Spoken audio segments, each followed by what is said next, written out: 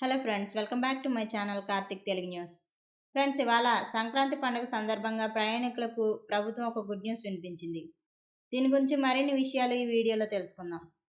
సంక్రాంతి పండుగ వేళ స్వగ్రామాలకు వెళ్లే ప్రయాణికులకు తెలంగాణ ప్రభుత్వం తీపి కబురు చెబుతోంది. ఈ మేరకు నేషనల్ హైవేలపై వెళ్లే వారికి టోల్ ఖర్చులను పూర్తిగా తగ్గించే దిశగా ప్రణాళికలు రచిస్తోంది.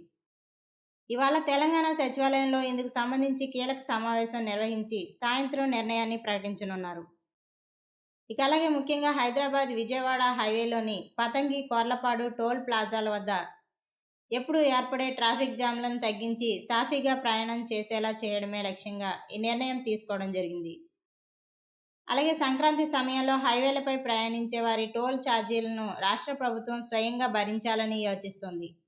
తాజా నిర్ణయంతో ఆదిలాబాద్, కరీంనగర్, మహబూబ్ నగర్, వరంగల్, విజయవాడ మార్గాల్లో వెళ్లే వేలాది మంది ప్రయాణికులకు దీనివల్ల బెనిఫిట్ కలగనుంది. అయితే జాతీయ రహదారుల టోల్ విషయంలో కేంద్ర ప్రభుత్వ అనుమతి తప్పనిసరి కావడంతో సంబంధిత శాఖ మంత్రి త్వరలోనే కేంద్ర రోడ్డు రవాణా, రహదారుల మంత్రిత్వ శాఖకు లేఖ రాయనున్నారు. ఆ లేఖలో సంక్రాంతి పండుగ రోజుల్లో టోల్ రాయితీ లేదా పూర్తి మినహాయింపు ఇవ్వాలని కోరనున్నారు.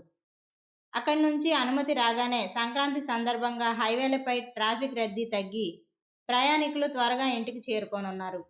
ఈ ప్రతిపాదనపై కేంద్రం సానుకూలంగా స్పందిస్తుందని రాష్ట్ర వర్గాలు ఆశాభావం వ్యక్తం చేస్తున్నాయి.